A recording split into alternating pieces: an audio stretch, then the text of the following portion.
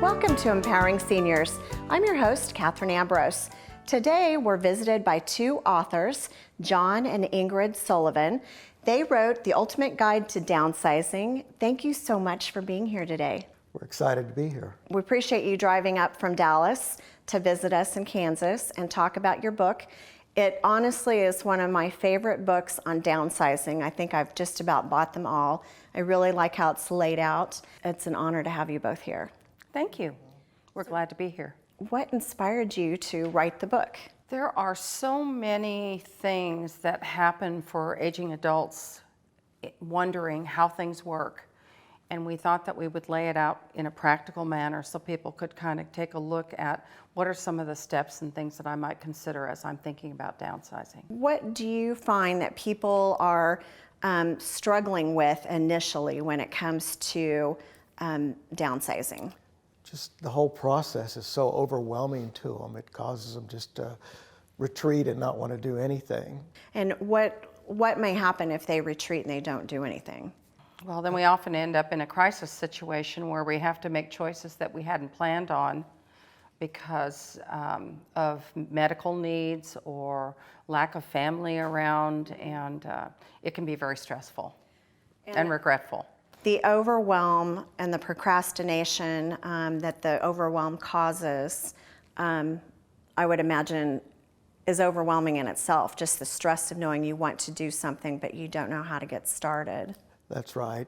And you know what? Most of our clients, when we help them with the process, they say, I wished I hadn't waited so long. Why do you think they say that? They're relieved and they're happy that they finally went through the process and moved to a new home and making new friends. And when someone's been accumulating things their entire life, maybe they've been homeowners for 50 years, 30, 40, 60 years, there oftentimes is a lot to go through unless they've been really good at getting rid of stuff, which some people are. But most of us tend to hang on to things that's so attached to memories. How do people process letting things go that have real meaning to maybe the babyhood of their children and just the things that have happened over the years? And as we become empty nesters in our home that our children have left, it's easier to bring more things in or have them store more things in our homes because we're not using the space.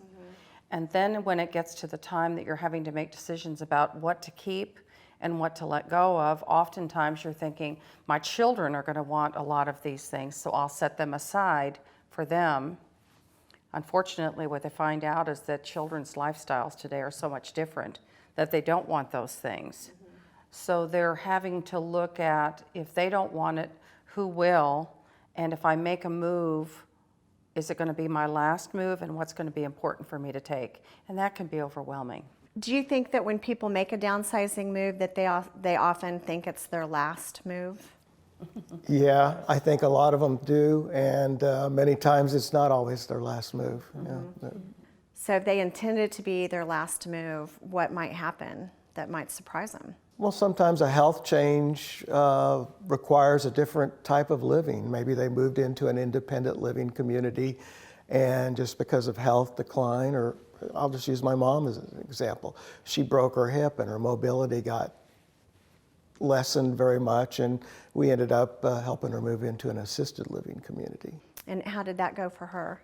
Pretty good. I mean, well, she lived to be 98. That's the good news. Mm-hmm. And she was pretty good about it. It was a very small assisted living community where there's like 20 people in the house, and so she was close to all those folks. Yeah, she made a lot of new friends, which she was lacking when she was living by herself, because everybody in the neighborhood that she knew had pretty much moved away. When you find that people are living alone, what are some of the different things that might be going through their mind? Well, for some of them, it may not impact them because they haven't ever been social. Mm-hmm. So they're living by themselves right now, but the thought of when they're in their home, still have to maintain the home. Mm-hmm. And trying to figure out how they're going to do that, who they're going to be able to call on to help them. Most often they say, I can't call on my children, they're busy. So things have a tendency to be set aside or left alone when they need the maintenance that they really should have for them to live there safely. So, and just daily upkeep, like keeping the batteries replaced and the smoke detectors or carbon monoxide detectors, having someone take care of the yard, changing light bulbs. Once those things all become an issue, that's probably a good time, if you haven't already, to think about making a downsizing move to where you get a little more catered to, and you don't have to call your kids. And there's a lot of people that don't have children. We just recently had an opportunity to interview some of our past clients that have moved from the big house to either an apartment in a senior living community or a smaller home. And the very first thing that they said was, when we asked them, what have you changed or what are you doing differently, is they've said, we don't have to do the maintenance anymore. That's no more of a concern to us. We have someone that handles it for us. We don't have to call on our family to do it. It's been a big relief. I think one of the things that a lot of them say too is, and I'll go back to my mom, is they don't know all their neighbors anymore if they've lived in a house for a long time. And there's a loneliness, so they get to engage with new people and people their age, and just the social engagement's huge, I think, in people's attitude and health. What if they feel they're introverts and they think, well, I don't really like people, so why would I move where there's other people and social engagement? Have you found some people are surprised? Yeah, and I think they're engaged when they move in. Even if they're an introvert, they're encouraged to, because they dine together and do things together, play bingo or whatever the activities are. And I think they're engaged, so maybe it brings out some of that. But yeah, I would think that sometimes that introvert, and unfortunately that can lead people to not make good decisions about their health too. Because they're afraid of being around other people. But in a lot of senior living communities, you just have your own, you could have your own villa or cottage, or you Right. could be in a community indoors where you have an apartment. And so if you're an introvert, you really don't have to mix That's it right. up much. You don't. And most of the senior living, whether it be 55 homes or independent living, they have committees of people that go around and try to engage the new residents and just let them know that they're there for them. I think that is good, even if you don't think you want to engage in the social activities, just know there's people around, so that you could be checked on or get help if you have a fall or something happens. I think just the comment that you made is one of the things that we try to impress upon our clients, that's most important. Living in a senior community, the benefits of having people close by, and even if you have a call button to press where somebody can come and help you because you've fallen out of the shower or something like that, is not only good for you, but it's extremely comforting to your family to know that you're safe and secure. Same thing, a story I'd like to share is that my mother-in-law was very used to having coffee with her neighbors and leaving the front door unlocked. And oftentimes we would go over on the weekend or in an evening during the week, and sure enough, the front door was unlocked. And where was she? Back in the den with the TV on loud. And so she would have never known if a stranger was coming through the house. But moving to a retirement community, what's comforting to us is at a certain time in the evening, all the doors lock. And so only people that are supposed to be coming and going have access. And that security in itself meant a lot. Well, I think security is very comforting, especially as you age, to know that someone is watching over and that you're in a secure building or a secure neighborhood. And what you said about the children, that it's a relief to family members to know that you're in good hands, and it takes the pressure off that son doesn't have to come over and change a light bulb, or your daughter isn't going to need to come over and mow, that those things are getting taken care of. Right. So let's talk about all the different options, because that's something you cover in your book, all the different types of housing that might be a better lifestyle fit. So what are some of those options? Well, they start out with just an apartment in a community. They call them active 55, so they're age restricted to 55 and above. So when you move in, you're going to be living with people more associated with your own age. So you're not going to be around people that are dating and divorcing and fighting. Maybe I There's just some think, of that maybe maybe going not. on in those communities. That still happens. We've heard Okay. some good stories, but I won't get into those right now. oh, I thought they'd just be calmer. And, Yeah. and you know, there's so many options. You know, in my grandmother's time, everybody moved to the home. That was it, which was a nursing home. And you know, above active 55, they have what they call independent living, which usually provides a couple meals and housekeeping services. And then there's levels of assisted living and memory care. And there's even communities called continuing care or life communities, where you start out in an independent lifestyle and they have all levels there on the same campus or building to take care of you as you age. So maybe you start out in a cottage or a villa and you're just living your life. Right. And maybe eventually you come in for a meal every once in a while. Maybe eventually you move all the way in, have 3 meals a day, and it just takes you through all the different steps that you might need. And there's usually skilled nursing, so that doesn't mean that's where you're going to end up, but if you need respite, so they break their hip. Yeah.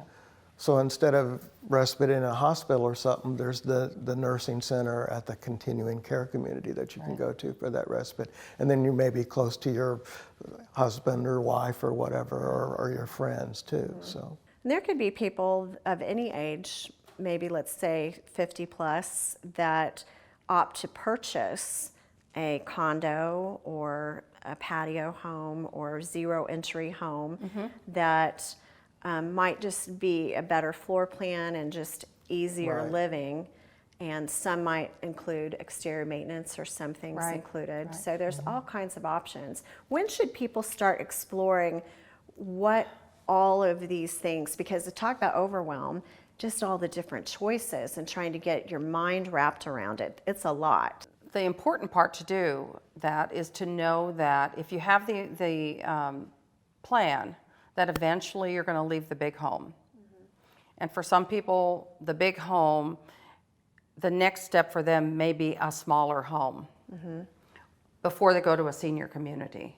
So I think the best thing to do is to treat yourself, and I do mean it that way, treat yourself to the opportunity, because you're healthy now and you can do that, to look to see what's available out there. There's so many differences in senior housing today, so many options, because the seniors that are coming around today have higher demands for amenities that they want, and the builders are very alert to that, included in the senior communities. So go and check out what's available. So the benefit there is to see, how do people react that are there? What kind of activities do they have? A lot of the senior communities today have happy hour, which they didn't have before. And that may not necessarily mean that you want to go because there's an alcoholic beverage, but you want to go to see how people are getting together. What do they like or don't like about it? Do it while you can and while you have choices versus when you can't make the choice. Yeah, that's what I was going to say. Start when you're healthy. And also, as you figure out what you would like to do as you age, let your family or your children know too, so they know. So they're not forced with, oh, what are we going to do about mom and dad or whatever. Let them know that you've made a plan and share it with them. When people go tour a community, do you recommend that they make an appointment or they just pop in? Make an appointment.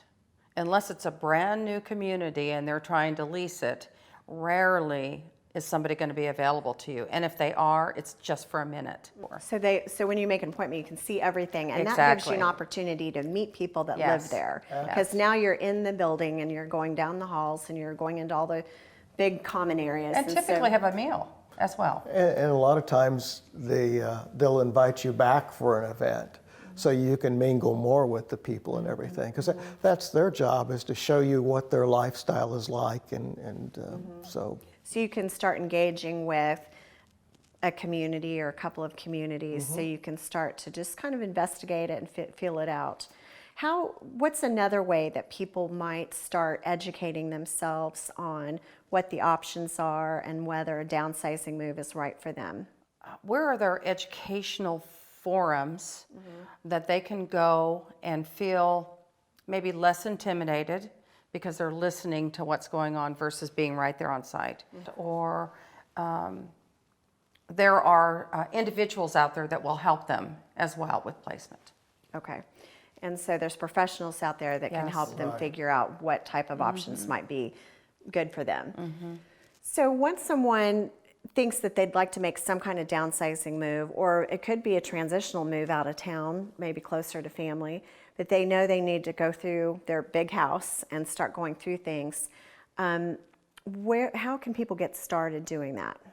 well, there's a lot of things you can do. One of the things we recommend, we have a dot system. And so you buy in the office supply those little round sticky dots, and they usually come in red, green, yellow, and blue. And you can start room by room and identifying things that are, things that I would want to take with me if I go. And so you might put a green dot on it. And things that you were going to leave for an estate sale or whatever, or give to the kids, you could put a red dot or a blue dot for the kids. And so that's a way to start going through and that process. And it makes it less overwhelming as you prepare. That's one of the things. So green for go. And red then, for stays, for I like to stays use red for light, the- green light. Oh, Yeah, good. stays, Okay. red stays for the estate sale or whatever, so. And Yeah. then you could assign the kids colors. Yes. But make sure the kids really do want these things, and Right. that you're not kind of forcing them into something. Right, well, they can come back and put Guilting a them red into dot it. on it for the Yeah. estate sale if they don't want to take it. One of the things, the reason that we use that system, and we've had great success with it, especially with our move management team, because when our packer is coming to help prepare for the packing to make the move, they know if they see a green dot, they know you're packing that. For example, maybe there's one cabinet in your kitchen and all the dishes that are in that particular cabinet are going to go with you. So there might be a green dot on the front or the inside door that says pack these things. When the estate liquidator comes, remember, he's coming to calculate what is he going to sell, how much does he think he's going to be able to make off the sale, because they have benchmarks. Everything that's got a red dot on it, because remember, red says stop, stays here, makes it easy for them to capture that really quickly and see how many things are they going to be able to put in the estate liquidation. So it's important to make sure that the estate sale professional knows what's going to, system. yeah, because you don't want to take things from them once they think, oh, I get to sell that. Right. You don't want to have it be a takeaway, because there can be some friction there. Yes. So kind of have your plan together ahead of time. Probably one of the biggest challenges that we run into, and we try really hard in our city to educate our clients. Take the time and make the decision about what's going to stay or go. Because when the estate liquidator is looking, they're planning on selling those things. And if they come back to do the sale and the family has decided, no, that's going with me, now all of a sudden that diminishes the things that they've already promoted online that are going to be for sale. So you really want to, it's a process that you start slowly, like John mentioned, a room at a time. Because that way you feel good about the decisions that you've made about what are you releasing.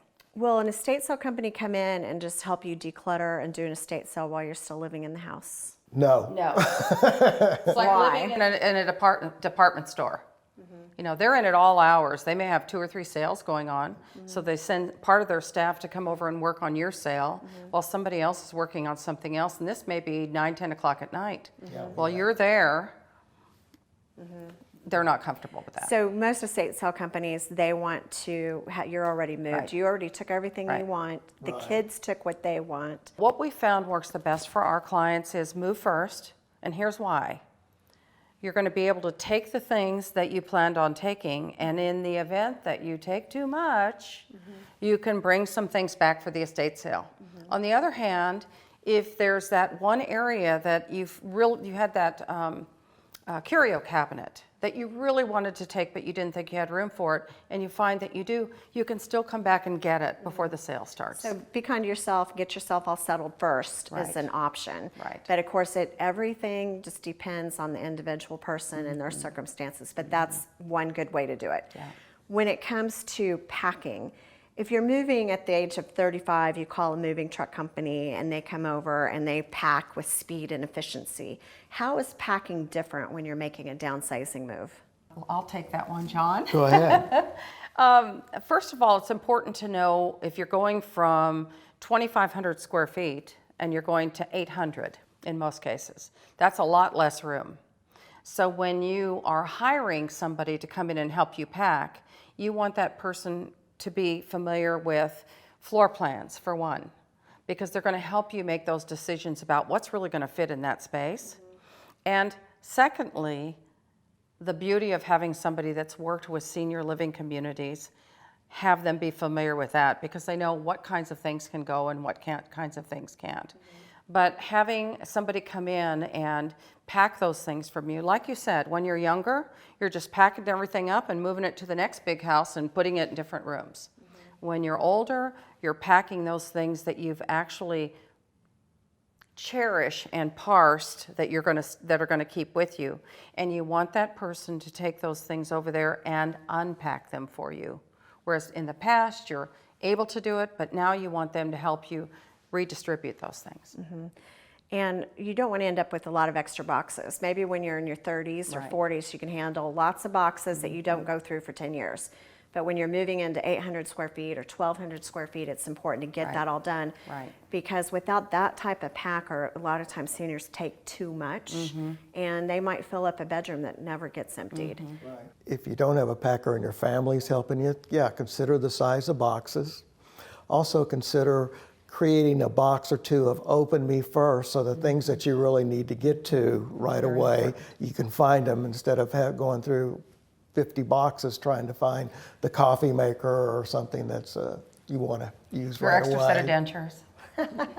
And don't pack your medications Yes, in that. right. Make sure you have Right. an overnight bag and your medicine does Right. not get put in boxes, that you have access to that just like you would if you were at a hotel. Right. That's an important tip. If you're going to do it yourself with your family's help, what type of boxes should they purchase? 24 inches square, they're not huge boxes that they use. And so they're easy to, you can, even a 24-inch square box, you can load up and be hard to pick up. So that's another thing to consider. But yeah, strong so it doesn't break when you open them up. A lot of people want the wardrobe boxes. That's really important to them. They want to know, are they going to bring the wardrobe boxes where I can hang my things up? So that's something that makes a difference. And then often the question is, do I have to completely unload all the drawers in my dresser? And that's an important question to ask your packer if they work with a mover, because in most cases now, you don't have to do that. The mover comes, they bubble wrap the whole dresser, take it over there, take the bubble wrap off, and everything's where it was before. And Ingrid, what's your final word for our viewers? I think oftentimes what we find is that people think that senior living is so very expensive. And now would be the time to actually make some comparisons, because what you're letting go of is the homeowner's insurance and the utilities, et cetera. And you're having a rent in your new community, but very often it's either a match or very little extra. It's worthwhile looking at and doing a comparison. John and Ingrid, thank you so much for sharing your wisdom with us today and being on Empowering Seniors. And thank you for watching. Again, I'm Katherine Ambrose, and if you have questions on this topic or any of the topics that we cover, you can reach us at empoweringseniors@kpts.org or call us at 316-686-4500. Until next time, this is Empowering Seniors.